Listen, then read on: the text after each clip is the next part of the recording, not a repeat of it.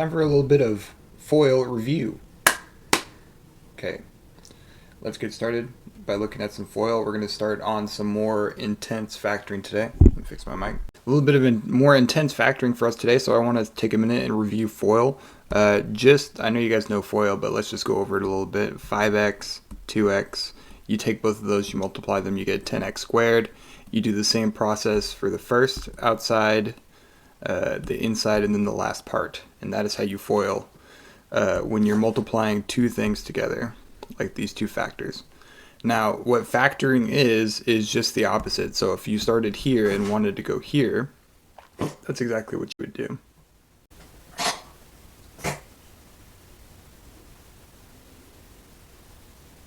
Okay, so what factoring is going backwards from FOIL. So that's what we're going to be talking about today. Let's see. Let's do a warm-up real quick and talk about factoring something easy first.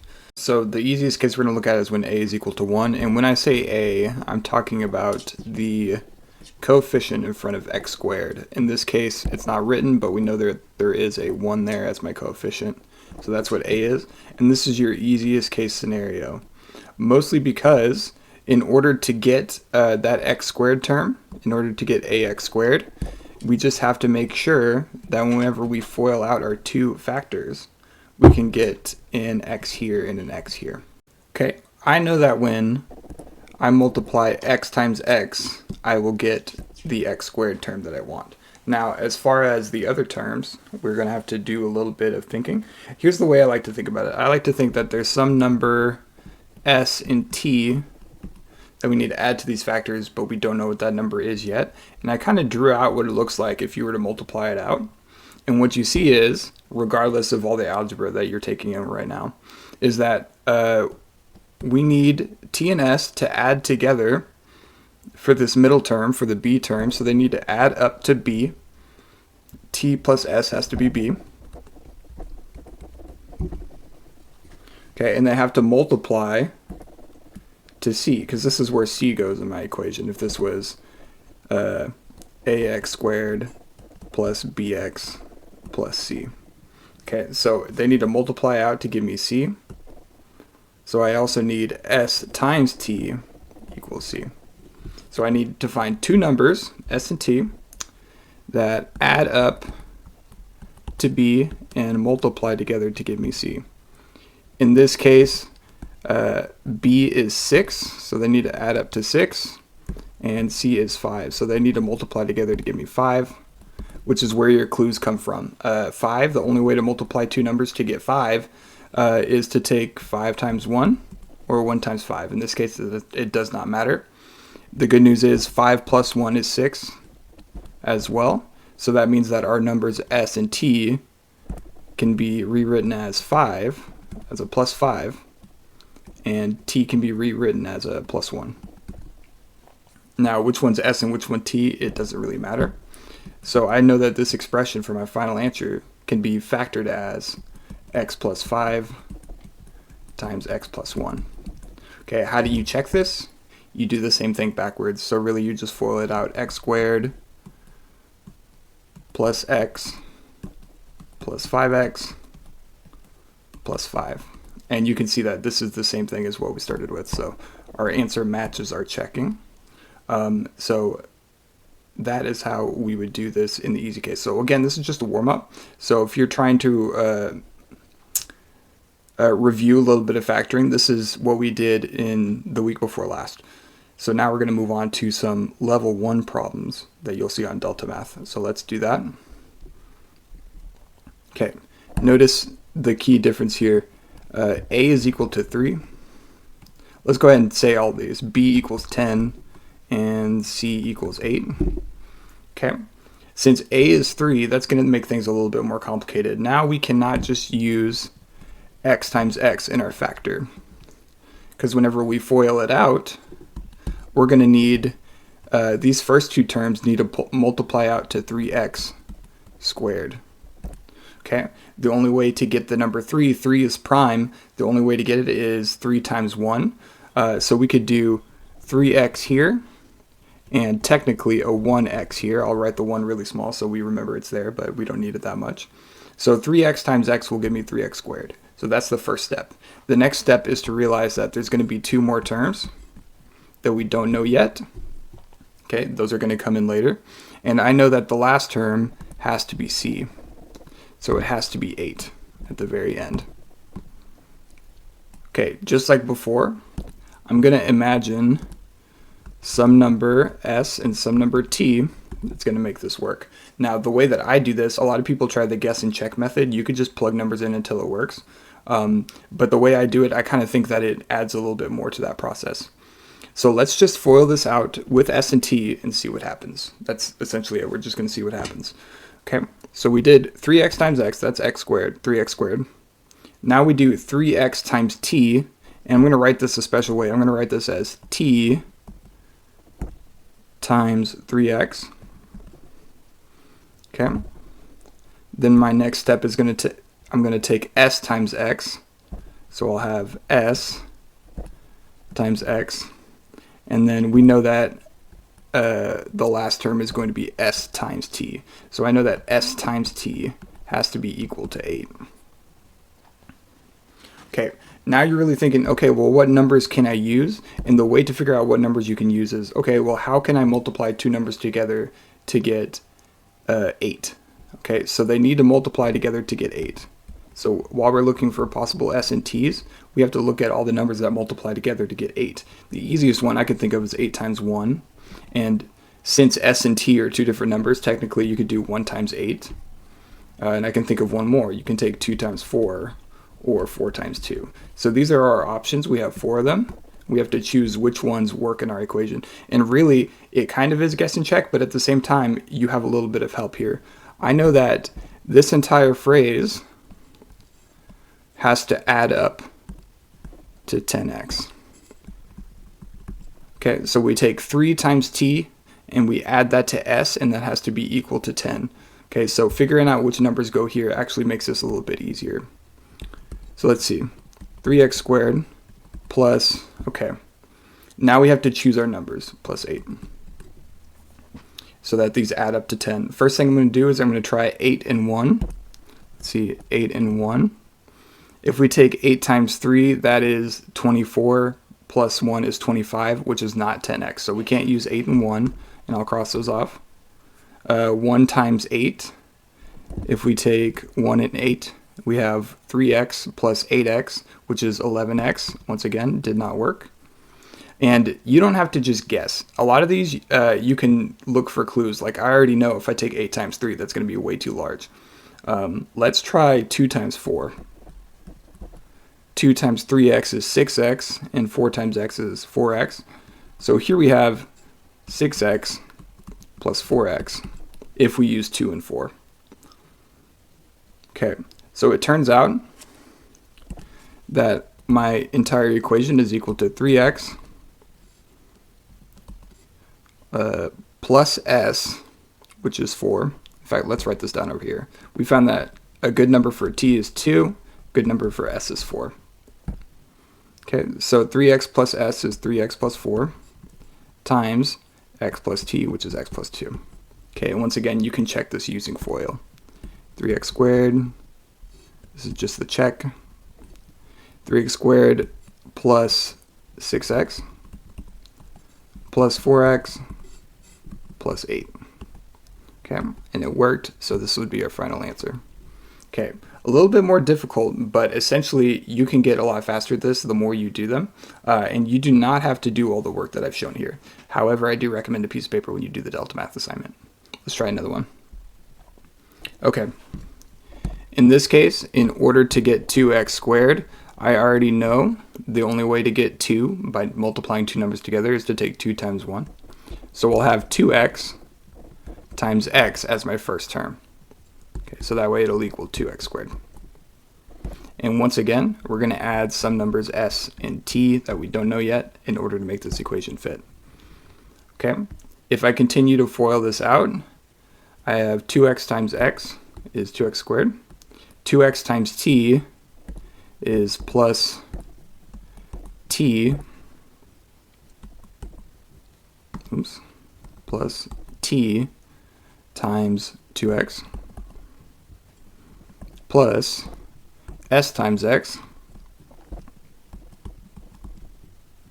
plus s times t, which we know s times t, the last term has to be the same as well, so times 14. So the way I like to think about it is to set up your first and last terms so that they work out nicely. Okay, those two terms stay the same. All I did was replace 11x with this term here that we don't understand just yet. So 11x turns into this. It has to equal 11x when we're done, when we pick s and t. Okay, possibilities for s and t. We have to keep in mind that we're looking at the number 14 as c. We're looking for two numbers that multiply together to give me 14. We could use 14 times 1, 1 times 14, 2 times 7, and 7 times 2. Okay, so now we have to figure out what combinations will get them in there. For example, like I said, you can make this easier for yourself. If I plug in 14 for t right here, that would end up being 28x. And if I plug in 1 here, it would be plus 1x, which is 29x. And remember, we're shooting for 11x, so that's way too big. So I'm not even going to try that option. So you can eliminate some things right away if you figure out that they're not useful to you. I'm trying to get to 11x, so none of these top two options are going to work. It's going to be one of the bottom two. I'm going to try 2 times 7. If we take 2 times 2x and add that to 7 times x, let's see where that gets us. Okay, 2 times 2x is 4x, and then that's 7x. Okay, 4x plus 7x equals 11x. So what I've done is I've picked two numbers for s and t, and I've already discovered the right combination, and I've already checked my work essentially. So what we know is that t has to be 2, and s has to be 7. Okay, it's important to remember where these end up in your final factoring. And checking your work can also save you from accidentally doing or mixing them up. 2x plus 7, which was s, times x plus t, which is 2. And there's that one done. Okay, let's do a few more. This time we're going to step up the difficulty a little bit. We've been using all positive numbers. Let's try something a little bit more difficult. Ooh. Okay. This is level 2, or what I'm calling level 2. Okay, we have 3x plus 10x plus 3. Okay, first thing you want to notice is that a is equal to 3, so we can make that happen just like in the previous examples by using a 3x and an x. Okay, we have b equals 10 and c equals 3. Okay, since I know c equals 3, I'm going to put that over here so we can think of possible numbers for s and t straight away. Remember, s and t are just those mystery numbers that you're trying to figure out when you're factoring. They're really the hard part, finding s and t. Okay, so let's see. Let's make sure this is working out so far.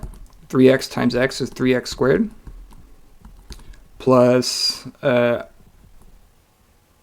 t times 3x plus s times x plus c, which is 3. I'll go ahead and plug in these. This is t and this is s.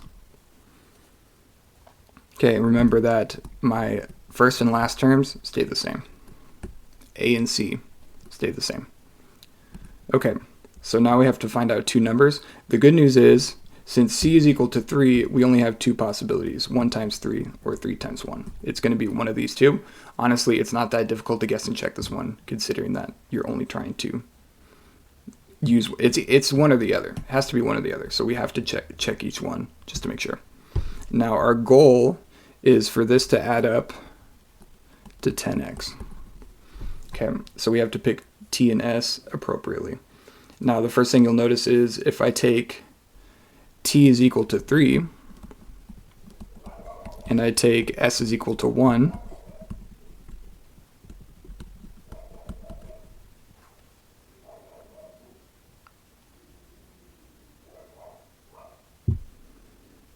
if I take t is equal to 3 and s is equal to 1, essentially what we've done here is we've made a 9x and an x. If we take 9x plus x, we get 10x, which is exactly what we wanted.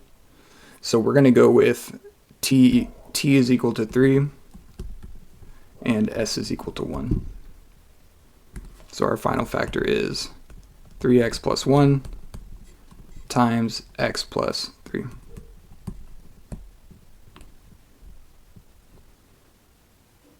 Okay, by the way, when you're doing the Delta Math assignment, you can click watch a video. If you decided my video wasn't good enough to help you, they have videos on each of these problems as well. If you decide you like their methods better, feel free to use them, but these will get you the right answers. Last problem, let's do this one and then we'll wrap it up.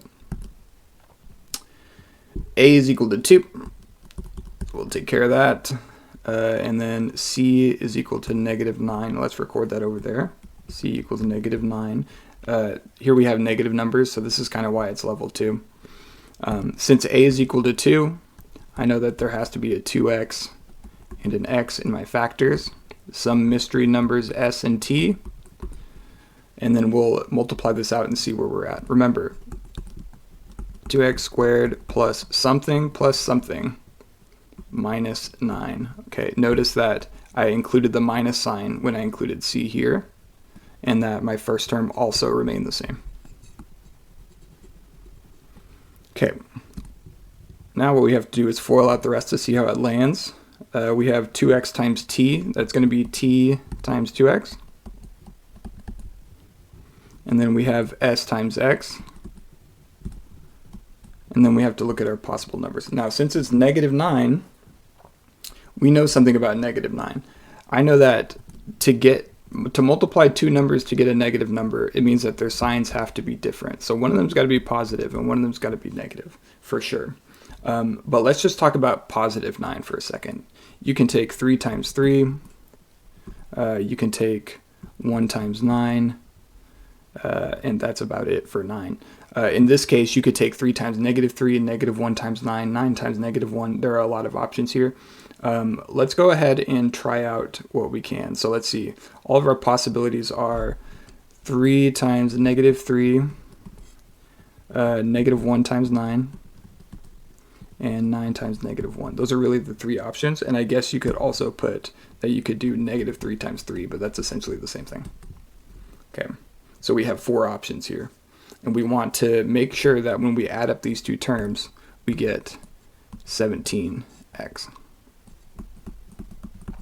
Okay, so the way to do that is we have to make sure that we get as many numbers multiplying as possible. I think we should use a combination of 3's because we have a 2x here already.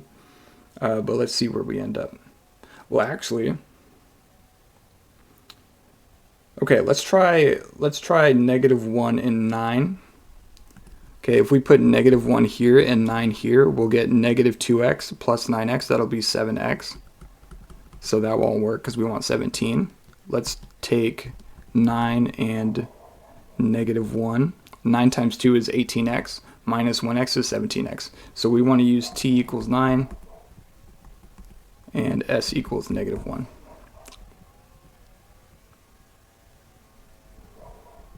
Okay, this will be equal to 2x plus s, which is -1, so -1, and then times x plus t, which is 9. So this would be our final answer. And just to prove it to you, let's check it real quick. 2x squared plus 9 times 2 is 18x. -1 times x is -x, and then -1 times 9 is -9. These combine, you get 17x, and we can see that we got this one right. Okay, hopefully that helps. Hopefully you can't hear the people mowing my lawn in the background, but hope you appreciate it. Let's see. Message me on Canvas if you have any questions about grading at all. This is the 5th assignment online, so we're coming to end of the year, trying to get you guys ready for pre-cal. That's why we're doing all this factoring. So trust in me when I say that. It's useful to you. I don't want you going in next year completely blind to math. Make sure to message me on Canvas if you have any questions at all. Let me know. Keep it easy. Stay fresh. Take care of yourselves. Have a good day.